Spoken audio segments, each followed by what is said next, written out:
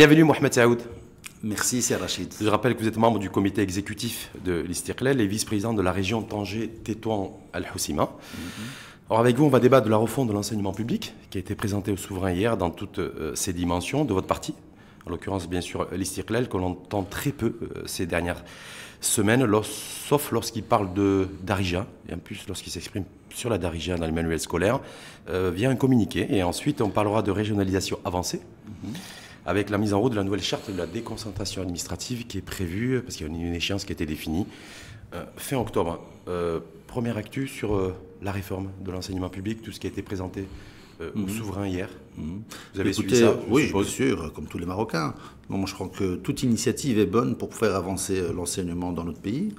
Alors, concernant cette question de Darija ou pas Darija, bon, c'est vrai qu'il y a eu un débat très intense dans les réseaux sociaux. Et ce même débat, nous l'avons eu à l'intérieur du parti de l'Istiqlal, entre nos militants. Et il faut savoir que le parti de l'Istiqlal, c'est un parti du centre. Et donc, nous avons en notre sein des conservateurs, mais aussi des progressistes. Si vous voulez parler de moi, je suis du côté des progressistes à l'intérieur du parti. Oui. Ça dépend des sujets. Et sur d'autres sujets, je suis beaucoup plus conservateur. Donc, ce que vous êtes en train de dire, c'est que sur la prise de position politique, parce que c'est une prise de position politique que l'Istiqlal a pris sur l'introduction de quelques termes, on parle de 8 mots sur 8000 dans les manuels scolaires qui ont été traduits en Darija, qui ont été dénoncés, quelque chose qui a été dénoncé par l'Istiqlal. Vous étiez opposé? Non, moi je pense à la ligne du parti. Moi, je pense que c'est un faux débat. Moi, je pense que la langue arabe, elle est constitutionnalisée aujourd'hui, donc on n'a pas de souci par rapport à ça. Et puis après, il faut véhiculer l'information, l'enseignement sur un autre outil et d'autres moyens pédagogiques, et aussi éventuellement une autre langue. Moi, je vois pas d'opposition entre le fait d'apprendre à nos enfants la langue arabe et de leur apprendre sur d'autres domaines via une autre langue, comme le français ou l'anglais ou autre. Ce qui est prévu d'ailleurs dans la refonte du système éducatif. J'espère, parce qu'aujourd'hui, nous sommes en train d'essayer d'opposer une langue contre une autre langue. Et c'est ce qu'il ne faut pas faire. Mais votre parti l'a fait, je veux dire. Non, le parti ne l'a pas fait. Votre parti, au lendemain de l'annonce du fait que quelques termes avaient été traduits à Darija dans les manuels scolaires de la nouvelle rentrée, il s'est fendu dans un communiqué en appelant une réunion d'urgence du ministre de l'Éducation nationale, voilà, parce que pour dénoncer l'introduction de quelques termes en Darija dans les manuels scolaires. Non, c'est plus ou moins ça. Mais moi j'ai vu le communiqué, la teneur du tout communiqué, c'est celle-ci. C'est pas aussi précis que ce que tu le dis. Ouais. Nous, ce qu'on dénonce, c'est qu'il faut être respectueux de la Constitution. Et aujourd'hui, la Darija n'est pas repris dans la Constitution. Aujourd'hui, les deux langues officielles, c'est l'arabe et l'amazigh. Si on veut aller au-delà, il n'y a pas de souci. Mais il faut lancer un débat sérieux sur cette thématique et voir comment on fait ensemble pour pouvoir impliquer une autre langue. Mais donc, on est au-delà de ça. Aujourd'hui, ce qu'on veut éviter, c'est que certaines personnes prennent des initiatives personnelles et commencent par quelques mots et puis terminent par introduire une langue qui n'est pas encore maîtrisée au niveau de l'écrit, qui n'est pas encore maîtrisée au niveau du transfert des compétences du ministère vers les citoyens. On parle, me semble-t-il, de 8 mots sur 8000 dans les manuels scolaires. 8 mots. Tout à fait. Donc, en quoi 8 mots peut gêner? En quoi 8 mots traduits en Darija peut constituer une forme de menace? Pas du tout. Pour moi, ces 8 mots-là, il n'y a aucune menace. Au contraire, moi je pense qu'il n'y a aucun souci par rapport à ça. Oui. Il faut juste faire de la veille et anticiper les problématiques qui peuvent surgir demain, tout simplement. Donc moi je pense que c'est un faux débat. Aujourd'hui, nous devons être conscients que notre langue, que ce soit l'amazigh ou l'arabe, n'est pas une langue du savoir, malheureusement, parce que même les pays qui sont avancés démocratiquement, la plupart de leurs livres académiques se font avec la langue du savoir. Il faut savoir aujourd'hui qu'on a des millions... Et qui est l'anglais. L'anglais. En tout cas, de production de recherche et de sciences. Exactement. Donc c'est ça le plus important. C'est comment... Pas que l'anglais, peut-être l'anglais, l'espagnol, même... je veux dire, l'anglais, c'est la première langue. C'est la traduction qu'on fait de ces recherches. Aujourd'hui, en arabe, malheureusement, les millions de doctorants qui ont travaillé, qui ont fini leur recherche, ou les millions de brevets qu'il y a sur le marché ne sont pas encore traduits en langue arabe, par exemple. Ce qui n'est pas le cas de l'espagnol, qui traduit tout. ou du français qui traduit tout, et inversement également. Donc le jour où on atteindra un seuil de traduction suffisant, des recherches qui se font à travers le monde, là on peut à ce moment-là introduire l'arabe et de la maternelle jusqu'à l'enseignement supérieur. Aujourd'hui, pour passer de la maternelle au primaire à l'enseignement supérieur, il y a un bug. C'est ce qui fait qu'aujourd'hui nous avons des millions de Marocains qui se cherchent quand ils arrivent à l'université, parce qu'on passe automatiquement en langue française ou en langue anglaise. Pourquoi le parti ne s'est pas exprimé comme vous êtes en train de le faire, de manière aussi explicite et beaucoup plus claire? Parce que quand on voit le communiqué, on se dit voilà, l'Istiqlal ne serait-il pas ou pas devenu un parti populiste qui est là en fait à essayer de nourrir des faux débats, des fausses polémiques sur la Darija, en train de surfer sur les réseaux sociaux en fonction de la tendance lourde? Non, c'est ce qu'on peut aussi avoir en termes d'image. Oui, mais la perception que tu peux en faire à la chaîne, elle est personnelle. Donc moi je crois qu'il y a un débat, et quand il y a un débat, il faut agir. Moi je trouve malheureux je veux dire, la manière sur laquelle est parti le chef du gouvernement et M. Ayouch, qui fait partie du membre de la haute commission royale de l'enseignement. Ouais. Je veux dire, bon, il faut qu'il y ait un débat, mais on ne doit pas pour autant traiter certains de chiens qui aboient pendant que la caravane passe. Ici, il n'y a ni chien ni caravane. Ici, il y a un débat. Et je crois qu'il faut être digne et pouvoir accepter de débattre sereinement, tout simplement. Donc, je vois pas de... Aujourd'hui, par rapport au communiqué de l'Istiqlal qui a été diffusé il y a une dizaine de jours, vous avez des regrets? Vous regrettez que ce communiqué diffusé, vous l'assumez pleinement? Oui, moi je l'assume. Moi je pense que pour pouvoir débattre, est-ce qu'on peut ou pas communiquer en Darija dans nos manuels, il faut qu'il y ait une vraie assise là-dessus et que tous les Marocains participent au débat. Et une fois qu'on a pris notre décision, on va tous la respecter. Aujourd'hui, ce n'est pas le cas au niveau de notre constitution. Vous avez vu que dans toutes les actions et tous les engagements qui ont été pris hier pour la refonte du système éducatif, cette fausse polémique est complètement inexistante. Oui, parce que justement, c'est une polémique. On ne va pas débattre d'une polémique. Vous comprenez, je veux dire. Non, mais ça veut dire que c'est pas quelque chose de central dans la refonte du système éducatif, quoi. Il y a d'autres priorités, je veux dire. Oui, bien sûr. Aujourd'hui, la généralisation de l'enseignement, l'aide aux familles les plus démunies aussi pour la scolarisation, c'est des choses peut-être qui sont beaucoup plus importantes. Éviter l'abstention de nos jeunes qui quittent l'école prématurément. Et bon, il y a beaucoup de priorités.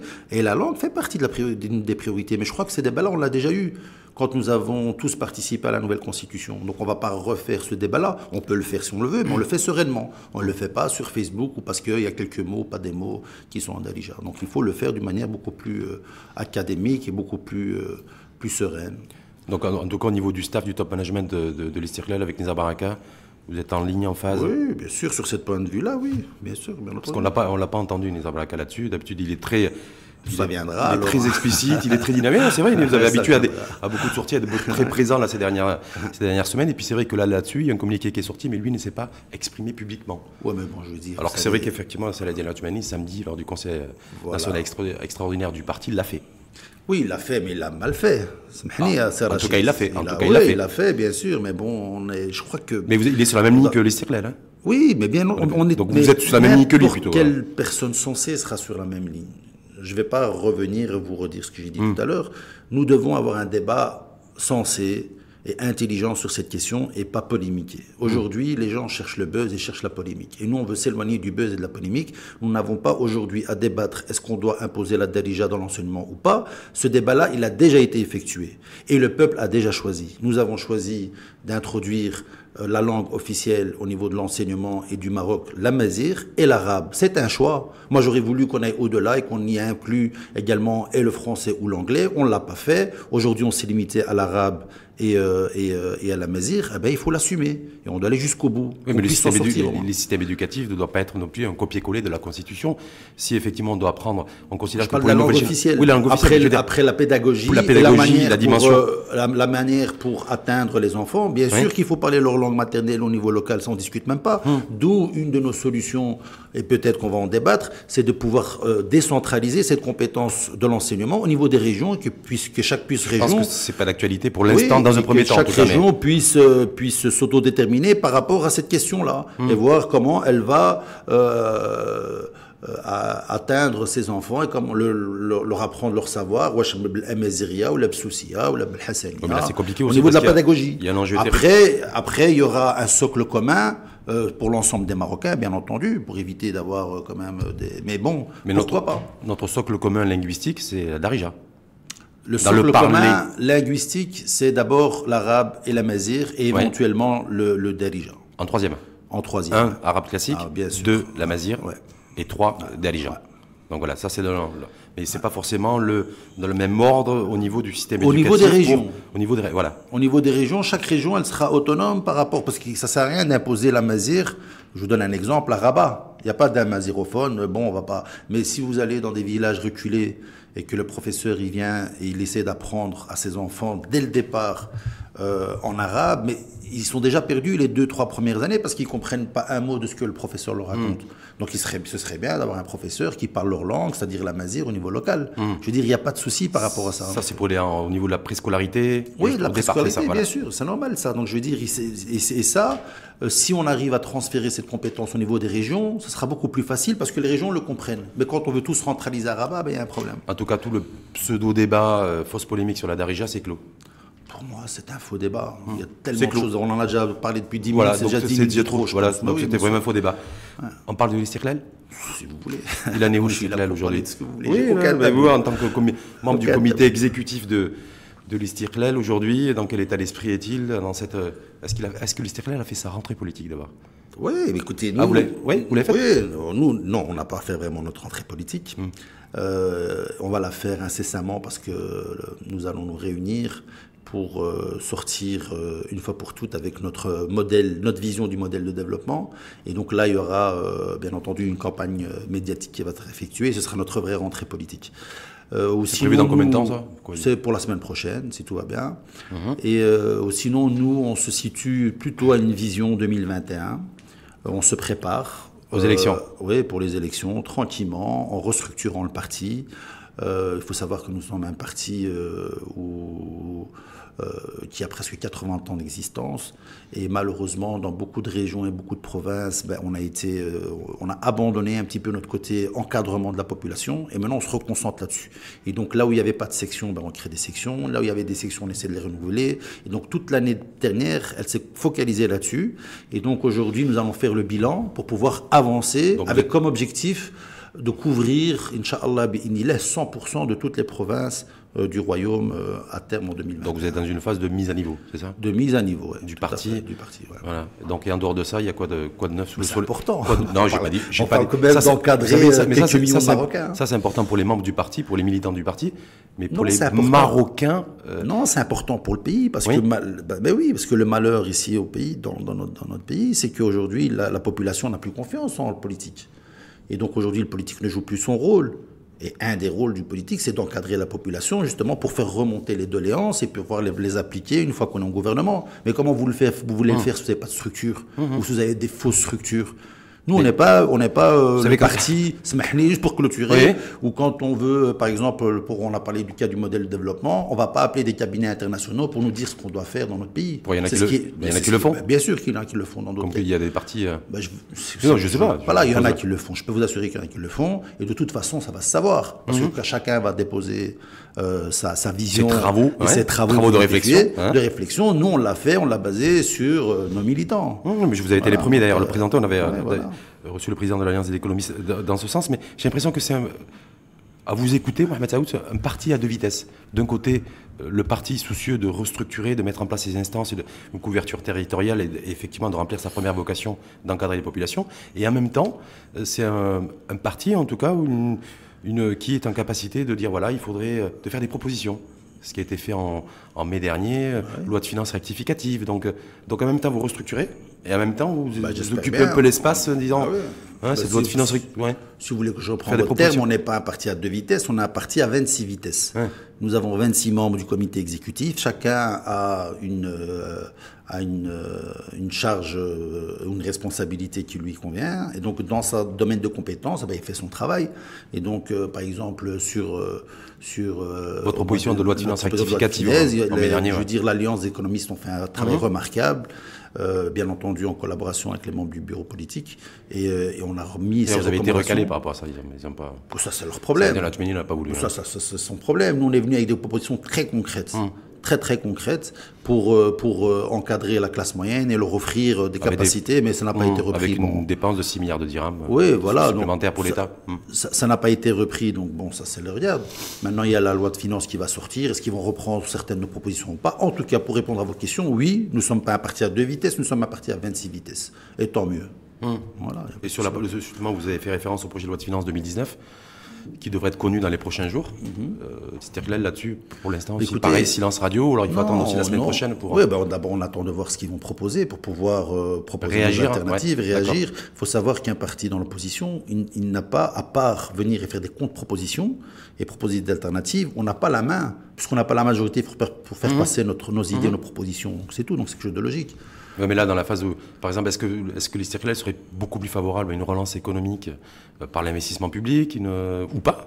Est-ce qu'il serait... Je ne sais pas, je vous pose la question. Comment on sait pas? Je crois qu'on est bien au-delà. On est bien au-delà.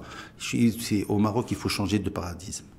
On doit absolument changer notre vision et notre manière de nous gouverner. La gouvernance au Maroc doit être complètement revue. Donc on est au-delà de il y a de vrais enjeux économiques et financiers aussi. Oui, tout est lié à la gouvernance. Ouais. Et donc quand vous avez Sa Majesté le Roi, Allah Yansoro, qui vient, qui vous dit nous avons une vraie problématique au Maroc, on doit tous penser, tous réfléchir ensemble à comment apporter une nouvelle dynamique avec un nouveau modèle de développement. Politiques publiques plus efficientes. Ça fait partie de ça. Donc je veux dire, aujourd'hui, bien entendu, il y a les affaires courantes, il faut discuter de la loi des finances. Mais on est au-delà de cette problématique. Il faut vraiment qu'on change de paradigme. Et parmi les solutions que nous, on prône, c'est d'aller vraiment avec des régions beaucoup plus fortes et beaucoup plus décentralisées et aller pour pouvoir être beaucoup plus proche du citoyen. C'est-à-dire que pour vous, par exemple, la lutte contre le chômage, ça passe par les régions, par le développement des territoires. C'est ça qui permettra d'eux. Oui, si on veut. Par exemple, si je prends la question du chômage, c'est au-delà. Quand vous dites nous, on est un peu au-delà, aujourd'hui, Mohamed Saoud, et vous le savez certainement mieux que moi, il y a des populations qui souffrent du chômage. Il y a 1 jeune sur 3 en périphérie des villes, périurbains, qui est au chômage. Il y a une détérioration du pouvoir d'achat. Donc, je me dis aussi, je ne voudrais pas que celles et ceux qui vous écoutent se disent voilà, Mohamed Saoud en fout. Mohamed Saoud, en fait, veut se positionner au-dessus de ça et dire bon, ça, c'est effectivement les affaires courantes, voilà. Mais nous, il y a d'autres problématiques à gérer. Non, mais justement, quand on dit est-ce que l'urgence sociale, elle est... Mais justement, quand on dit au-dessus de ça, c'est-à-dire l'échelon territorial. Oui. D'accord. Aujourd'hui, c'est un élément important et déterminant pour apporter des solutions aux problématiques que vous venez de poser. Mais aujourd'hui, est-ce que nous avons des vraies régions? On a 12 régions administratives? Non, des vraies régions avec des vraies prérogatives et des vraies compétences qui peuvent apporter des solutions à la problématique de chômage, qui peuvent apporter des solutions à la problématique de la santé, qui peuvent apporter des solutions à la problématique de l'enseignement. Ben non, pas du tout. Moi, je suis là, je suis devant vous, je suis le premier vice-président de la région. Voilà, on a de l'argent, oui, on a des budgets, oui, mais après, on n'a pas les compétences qui vont avec pour pouvoir assumer les prérogatives que nous n'avons pas. Donc voilà, tout simplement. Les compétences régionales, 1, l'investissement, 2, l'emploi. Non, aujourd'hui, ni l'un ni l'autre. On n'a rien aujourd'hui, on n'a aucune compétence. On a juste de l'argent à gérer en collaboration. A priori là-dessus, les choses devraient se préciser, c'est que les régions auront comme champ de compétences, domaine, l'investissement et l'emploi. J'espère. C'est ces choses-là qui pourraient se préciser. J'espère. On verra dans la charte de déconcertation administrative qui doit être fixée fin octobre. Si on prend justement la région que vous présidez, parce que vous êtes le premier vice-président, parce que le président c'est... C'est Ilyas El-Omari. Qui est toujours président. Bien sûr, jusqu'à l'heure actuelle, oui. Pourquoi à l'heure actuelle? Parce qu'il y a des buzz dans les journaux qui disent qu'il va démissionner, mais ça reste que des buzz pour l'instant. Ouais. Et c'est quoi, le buzz, bad buzz?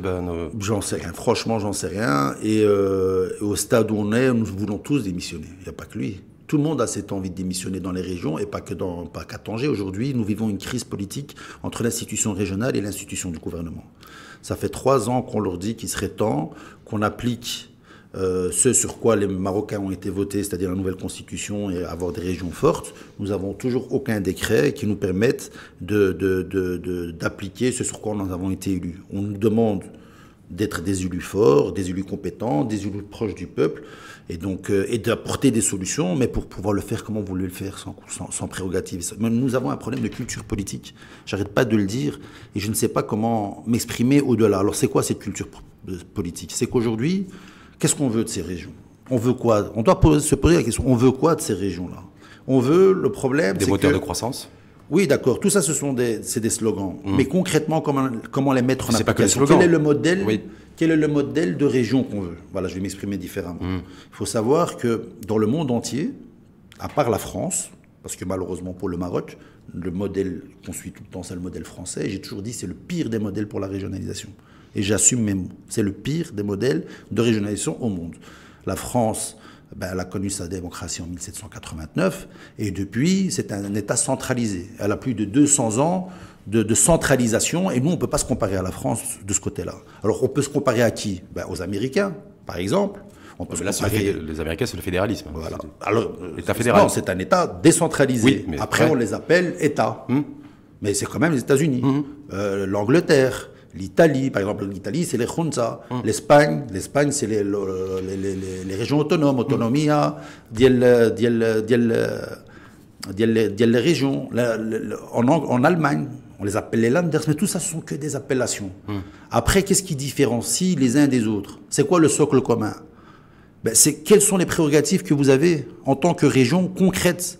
Alors, je vais vous donner un exemple comme ça. Bah, eux, ils ont comme prérogative un dénominateur commun, tout ce que vous venez de citer, le développement économique, l'essor économique. Oui, mais avec chacun sa touche innovation et autres, mais c'est oui, le mais c'est développement au-delà, économique. parce que tout ça, ce n'est que des mots. C'est quoi concrètement, comme ça vous allez comprendre. Aujourd'hui, au Maroc, nous sommes un parti centralisé. Nous avons un pays centralisé. Nous avons 40 ministres avec des ministères délégués et des secrétaires d'État. À chaque fois, on dit que c'est trop. Ben non, c'est pas trop, parce qu'on est centralisé. Si on aurait été décentralisé, avec des gouvernements régionaux, alors il y a le ministère de la Santé, pour donner un exemple, ben, il va sauter au niveau du centre. Et on aura des ministères de la Santé régionaux, avec des CHU régionaux. C'est peut-être ça qui pose problème aussi. Quand vous dites, ça fait 3 ans que nous, au niveau des régions, on attend. Ça fait depuis 1979. Oui, mais qu'il y a une espèce de ce bras de fer, c'est peut-être ça qui est à l'origine du... Mais bien sûr, parce que le problème, c'est qu'il faut le faire avant la formation du gouvernement. C'est là où il doit y avoir un débat. C'est ce déficit de culture politique qu'on a au Maroc. C'est que quand on arrive et qu'on forme un gouvernement, on ne prend pas comme option assis à la table le développement territorial. On discute le gouvernement dans sa globalité, chacun des partis qui sont à table, quel poste il va prendre, mais on ne discute pas la vraie problématique, qu'est-ce qu'on fait de nos régions? Est-ce qu'on transfère ou pas des compétences qui nous sont propres aux régions? Et donc ce déficit politique fait qu'aujourd'hui nous sommes dans une crise politique. Et c'est même pas que notre cas à nous. Vous avez aujourd'hui des ministres, jusqu'à aujourd'hui, qui n'ont toujours pas délégué et transféré des compétences à leur secrétaire d'État. Aujourd'hui, 3 ans après, vous avez des secrétaires d'État qui tournent et qui ne savent même pas qu'est-ce qu'ils font au niveau quotidien, et quelles sont leurs prérogatives, quel budget qu'ils ont, quelles ressources humaines qu'ils ont. Et c'est une des problématiques qui a fait que Sharafat Tafilel a dû être démissionné. Alors comment vous voulez que ce gouvernement puisse transférer des prérogatives et des compétences aux régions, alors qu'ils ne l'ont même pas fait entre eux. Donc ça veut dire quelqu'un, quand il a aujourd'hui... Là, ils sont tenus de le faire. Mais ils ne vont rien faire, c'est juste une déconcentration administrative. Oui. Il faut faire la différence. Est-ce que ce n'est pas une première phase? La première phase, ça fait 50 ans qu'on l'attend. 50 ans qu'on l'attend, et c'est pour ça que cette fois-ci, la plupart des compétences, entre guillemets, se dit « Ah, c'est le moment, on va tous aller aux régions parce que c'est là où ça va se passer, c'est là où on peut apporter le vrai changement. » Eh bien, c'est pas vrai. On a eu 3 années blancs. Bon, on a fait ce qu'on peut faire avec les moyens qu'on a. Et les 3 prochaines années pour préparer les prochaines échéances,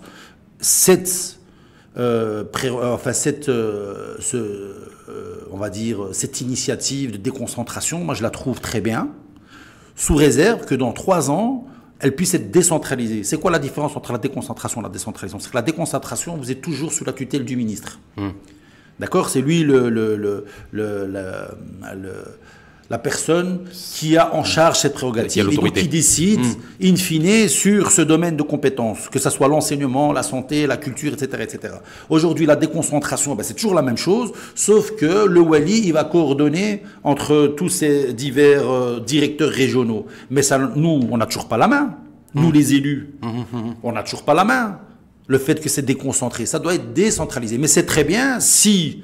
in fine, dans 3 ans, tous ces directeurs régionaux qui vont avoir ce vrai pouvoir de déconcentration, secteur par secteur, et qui se préparent, et que pendant 3 ans, tous les jours, on discute avec eux dans un domaine bien précis, peut-être que, Inch'Allah, dans 3 ans, on aura ces prérogatives. À mon avis, ça va se faire step by step. En fait, non, c'est trop long, effectivement. C'est pas une question de step by step, c'est une question de culture politique. Il faut, et je le répète, que la formation du prochain gouvernement se fasse avant, une fois qu'on est là pour la formation du gouvernement, ayant à l'esprit toujours qu'est-ce qu'on fait, et pas que des régions, qu'est-ce qu'on fait de tous les pouvoirs territoriaux, qu'est-ce qu'on fait des régions, des provinces et des communes, et revoir la globalité des compétences et des prérogatives de l'État. Et comment voir chaque échelon, qu'est-ce qu'elle va prendre. Donc justement, si on reste sur les régions, mais sur votre région, là où la région de Tanger, Tétouan, Al Hoceima, dont vous êtes premier vice-président depuis, je crois que c'est votre deuxième mandat, c'est ça? Non, un seul mandat. Mandat depuis 3 ans. Seulement. Depuis 3 ans. Deuxième mandat au comité exécutif. Comité exécutif, l'Istiqlal. Sur budget de la région, c'est quoi? Nous avons 600 millions de dirhams de budget. C'est beaucoup? C'est beaucoup? Oui, c'est beaucoup et c'est rien. C'est pas une question de budget, vous savez. Non, mais je vous pose la question, oui, c'est juste... Tout est relatif, vous savez, tout est relatif. Vous pouvez même donner 10 milliards de dirhams. Si c'est pour me les donner et le retransférer à quelqu'un d'autre pour qu'il fasse la tutelle, ça n'a pas de sens. Aujourd'hui, nous sommes une boîte aux lettres. Voilà, nous sommes, pour vous donner un moyen de comparaison, c'est comme l'Agence française de développement, elle décide, elle va aider la région du Nord dans un CHU, oui, à hauteur d'un million d'euros, elle transfère le million d'euros et puis c'est fini. C'est ce qu'on fait, nous. Nous, aujourd'hui, secteur par secteur, ministre par ministre, à chaque fois qu'on vient et qu'ils ont une problématique donnée dans un domaine, on vient avec nos moyens et on leur donne. Voilà, vos moyens avec de l'argent public. Oui, bien sûr, mais c'est pas ce qu'on attend des régions. Vous savez, n'importe quel... dépenser l'argent public, c'est une reddition des comptes. Oui, mais vous devez aussi évaluer, suivre un petit peu tout l'argent public. Mais c'est pas ce qu'on attend d'un élu. C'est pas ce qu'on... Écoutez, aujourd'hui, même le maire d'une petite ville, il a plus de compétences que nous propres.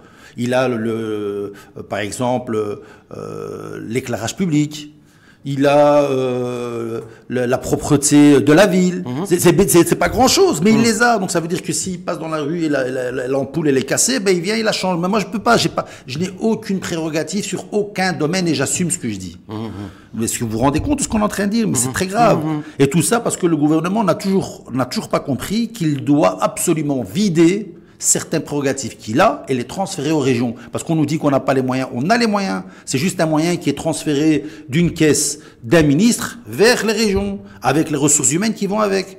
C'est tout. Je veux dire, il ne faut pas être un génie pour comprendre ça. Mais malheureusement, aujourd'hui, nos politiques n'arrivent pas à avoir ce déclic. Ils n'arrivent pas à comprendre. Non, je me disais, c'est ton point d'horloge, te dire, voilà, déjà, c'est déshabiller Paul pour habiller... Mais bien sûr, mais c'est comme ça dans le monde entier. Voilà, mais ce que je veux dire, ça demande toujours un peu de temps. Il faut une culture politique. Au lieu d'avoir un ministre de la Santé, on aura 12 ministres de la Santé. Au lieu d'avoir une personne incompétente, on en aura peut-être 5, 6, et si on en a 6 compétents, tant mieux pour ces régions-là. C'est ça l'objectif des régions, c'est d'être proche de la population dans des domaines spécifiques et d'essayer d'apporter des changements. Et la même chose pour l'enseignement. On dit qu'on a un problème d'enseignement, déficit dans l'enseignement, ça fait 20 ans qu'on entend ça. Mais donnez-le aux régions. Bien sûr qu'il y aura des régions qui auront un échec, mais c'est pas grave. De toute façon, tout le Maroc est en échec. Donner cette prérogative aux régions, c'est-à-dire établir les manuels scolaires, par exemple? Non. Ah bon, d'accord. Mais non, c'est venu. C'est gérer les lycées, gérer les lycées, gérer les collèges, gérer l'enseignement, gérer le transport d'Yalom, gérer toute la gestion que le ministère a aujourd'hui, peut-être pas au niveau pédagogique, parce que là, il faut quand même un socle commun, mais il faut quand même une marge de manœuvre pour les régions sur certaines, par exemple sur la citoyenneté, je sais pas moi, trouver, donner ces compétences. Et là, malgré toutes ces contraintes, entre guillemets, Mohamed Saoud, vous travaillez, c'est quoi les chantiers prioritaires aujourd'hui de la région Tanger, Tétouan, Al Hoceima? Moi, la seule chose qui me motive, je veux dire, c'est que de temps en temps, quand on a des idées, on voit qu'elles passent. C'est tout simplement. Par exemple, moi, pour ma province de Lara, j'ai été élu. Nous avons une station touristique qui est à l'agonie. Je me suis dit, peut-être pour la développer, il faudrait lui créer une corniche. Donc, je l'ai mis dans le PDR. Aujourd'hui, elle est en train de se faire faire. Tant mieux. Donc, c'est ça qui motive. Donc, donc les choses avancent. Oui, mais c'est pas ce qu'on attend d'un élu. On n'attend pas de nous d'être des ingénieurs de l'aménagement du territoire. C'est pas ça l'objectif. Bien sûr que c'est parmi l'objectif, mais après qui va gérer tout ça? Nous, si c'est juste pour avoir une idée, avoir l'argent et puis créer des routes, des autoroutes, c'est très bien. C'est un élu régional qui va sauver la station. C'était Lexus qui était prévu, qui n'est jamais sorti de terre. Non, elle est sortie de terre. Oui, mais on a un environnement touristique, on a de la stratégie touristique. Je donne un exemple, et je peux donner d'autres exemples sur lesquels je vous donne un autre exemple. On a eu un budget de 70 millions de dirhams extraordinaire,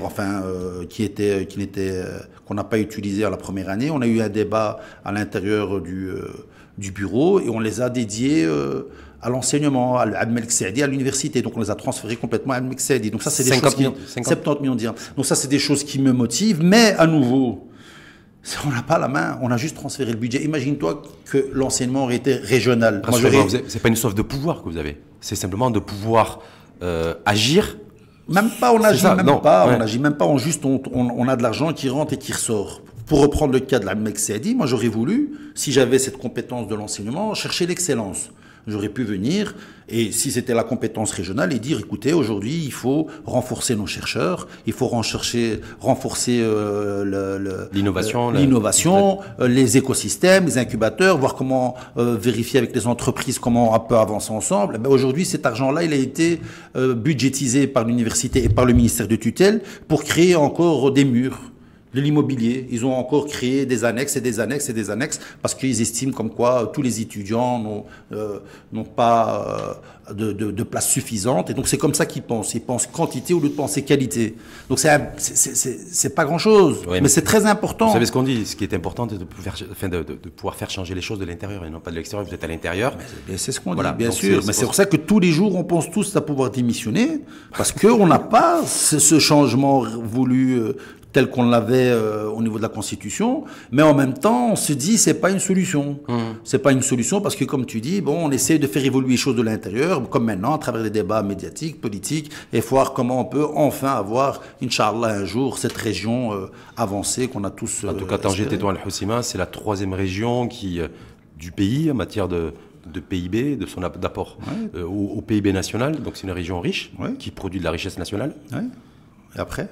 Ben non, je sais pas. Quand on regarde simplement les indicateurs, les chiffres, c'est ça. Oui, après. C'est la question. Non, mais non, mais c'est pas la question, c'est de savoir. C'est aussi donc d'être élu dans une région, qui est riche, qui crée la richesse. Donc c'est le problème. Tout ça pour vous, c'est un faux débat. C'est comme la darija dans les manuels scolaires. Non, écoutez, c'est pas ça. La vraie problématique, c'est comment améliorer le bonheur de nos citoyens à travers justement des ingrédients qui sont importants pour leur vie. Comme vous avez dit tout à l'heure, c'est voir s'ils ont un emploi, ils sont une bonne santé, s'ils vivent dans un cadre agréable. Et tout ça, il y a un déficit, même dans une région, comme vous avez dit, de la 3e PIB. Parce qu'il faut... Nous avons peut-être le 3e PIB, c'est bien, ça fait plaisir, mais nous sommes la première région en taux d'analphabétisme. Nous avons 40% d'analphabètes. Nous avons des disparités sociales et économiques énormes entre les villes et les campagnes. Et même à l'intérieur des villes, nous avons tous des quartiers périphériques qui sont marginalisés. Donc il faut, oui, c'est bien de penser macro, mais puis quand on va au niveau micro, il y a une problématique. Alors comment régler ça? Ben, à nouveau, il faut le régler à travers des élus qui ont des vraies prérogatives. Comme ça, à chaque fois, on peut venir les pointer du doigt. Aujourd'hui, nous avons plus. Mais il faudra aussi avoir de l'argent et aller chercher l'argent là où l'argent, il est là. Et développer économiquement son territoire. L'argent est là. C'est les prérogatives qui ne sont pas là. L'argent est là parce que c'est les vases communicants. Avec 600 millions d'irhams, vous allez... C'est pas de cet argent-là que je parle. C'est l'argent que je parle qui sont au gouvernement. D'accord. Vous voulez un transfert aussi du budgétaire, des budgets. Si tu me donnes les prérogatives de l'enseignement, tu vas pas me donner à Serrachi de l'enseignement. Et sans... Comment tu veux que je paye, moi, les professeurs? Comment tu veux que je paye qui existe déjà. Donc c'est même pas un transfert c'est même pas de l'argent qui va être créé. C'est le même argent qui va être enlevé, ôté à ce ministère pour le donner aux régions, tout simplement. D'accord. En tout cas, merci, Mohamed Saoud, parce que c'est un éclairage pertinent sur à la fois... C'est la logique même. Non, il n'y a pas de moi, j'ai toujours été moi-même. Je sais que ça ne fait pas plaisir à beaucoup de gens. Mais moi, je pense qu'en politique, pour pouvoir avancer, il faut des fois pointer du doigt là où ça fait mal pour pouvoir justement faire évoluer. Donc, c'est pas... Quand moi j'essaie d'être sincère ou d'essayer d'être moi-même, c'est pas pour critiquer mon pays, mais au contraire, c'est pour essayer de voir ensemble comment l'améliorer, avancer. C'est tout simplement. Ça, c'est votre devise de vie. Oui, moi je suis moi-même, quoi qu'il arrive. De toute façon, je resterai moi. En tout cas, vous continuez à serrer les dents et à travailler. C'est ça? Non. Merci en tout cas, Mohamed Saoud, membre du comité exécutif de l'Istiqlal et vice-président, qui continue à être le premier vice-président de la région d'Al Hoceima, de Tanger, Tétouan. Jusqu'à présent, Al Hoceima. On attend de voir la déconcentration, ce qu'elle va donner, et voir si on peut vraiment changer les choses au niveau régional. Vous savez, aujourd'hui, on vit dans un monde... Je vous donne cette semaine, j'ai vu que le PAM, ils vont lancer une commission parlementaire sur les hautes nominations Et c'est vrai qu'il y a une problématique. Pour vous dire, c'est une question de culture politique. Maintenant, je suis dans l'opposition, je suis censé dire comme eux, oui, c'est pas vrai, qui etc. Ben non. Si on veut vraiment être sincère avec nous-mêmes, il faut que ces nominations soient partisanes.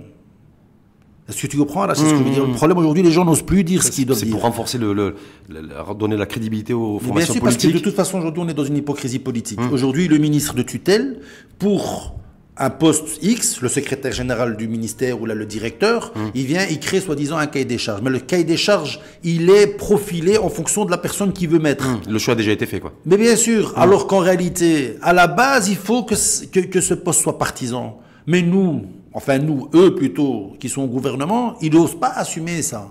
Alors qu'il faut juste changer la loi organique. C'est tout. Donc aujourd'hui, nous sommes dans un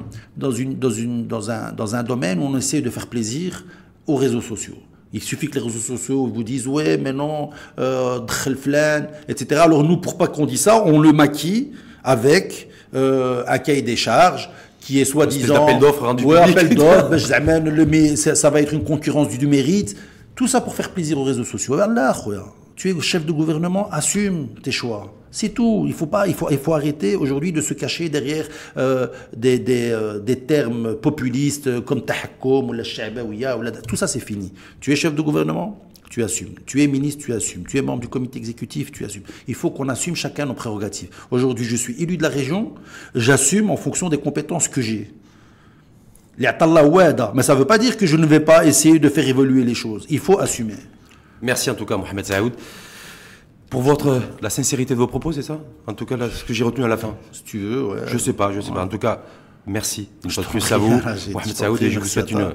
Donc l'émission est finie. Ouais. Déjà. Bonne journée. Et je vous souhaite une bonne journée surtout. Merci à vous. C'est gentil à toi. Ciao.